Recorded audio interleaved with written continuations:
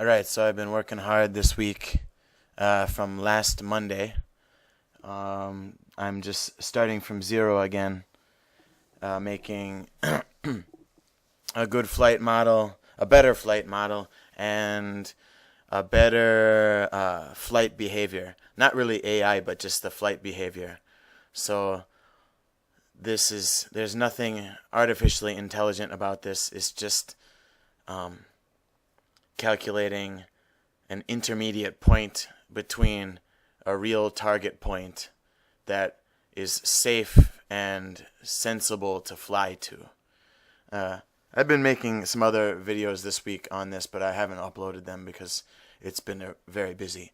But let me just show you how it runs. Right now, the goal was to make the plane able to fly above, like close to the ground without crashing. One of the problems I always have when I'm trying to work on this game is that when the AI has a target behind it and it's flying close to the ground, it will just it chooses to just dive straight down and then turn 180 and try to get to the target, which doesn't make sense for a human to do, because then they just crash into the ground. So I tried a lot of different ways, like ray casting, and projecting a normal up and making that the target. But right now it's not doing that. It's a totally different method. I tried ray casting before, so let me turn that off so you don't see the rays. Where is it? Flight behaviors. Avoid direction. So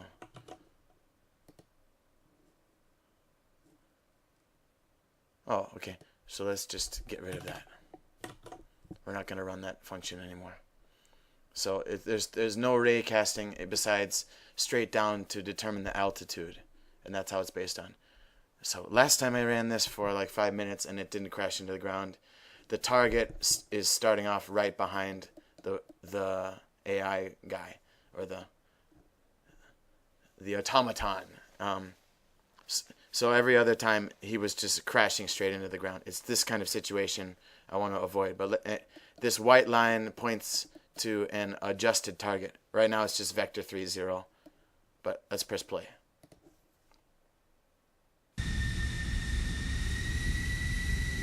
It's kind of shaky, but instead of going down, he goes up.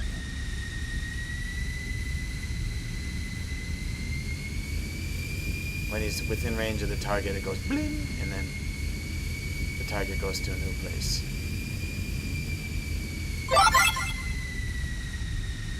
The target is also moving, as you can see.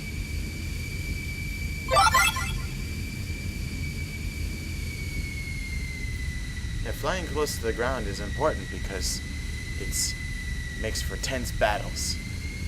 And you have to fight for altitude. And also, if you're flying over the ocean, there'll be cool waves and effects that you can see up close. And when there'll be like a trail of water splashing up behind the jet, which is exactly what I want to do. So far, no crashing. Right now, the plane is definitely not very aggressive.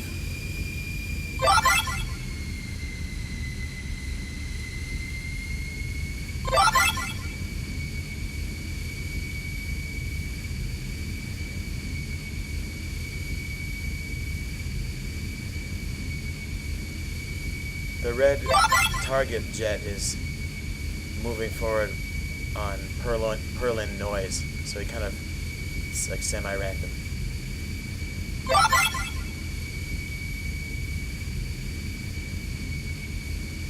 So what's happening is I set a low altitude variable, which is 50 right now, and the airplane is ray casting down, and the length of that ray is the altitude. When the plane is below the low altitude variable, this is what it does.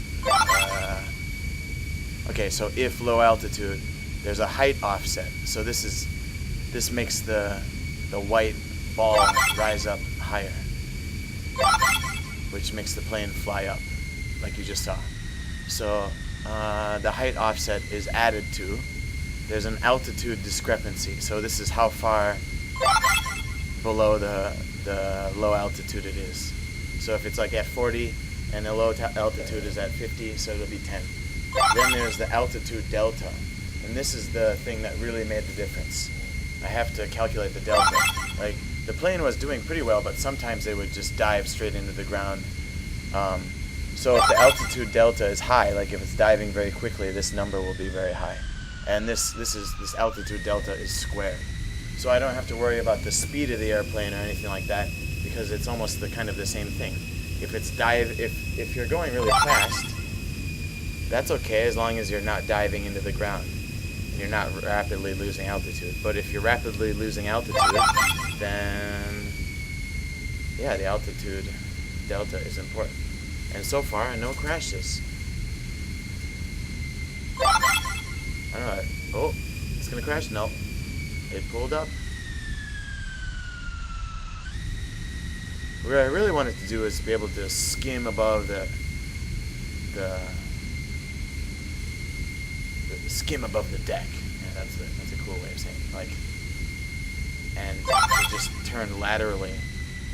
But this is not so bad for now. And the target right now is very low speed, and it's only just going in a straight line in a random direction. I have to see how it goes with really dynamically flying enemies. Oh, that was the first crash. Okay, it crashed. I think sometimes if it crashes, that's okay. Like, ideally, you want to limit the time you're flying really close to the ground. And, yeah. If it was able to fly for 4 minutes without crashing, I think that's pretty good. And every time that the target has been at 50, it never gets higher than 50, which is right at low altitude level. Wow, the target is really far away for some reason.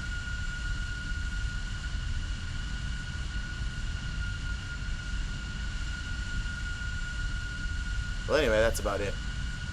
I'm really pleased with the progress this week. I'll show you more later. Thanks.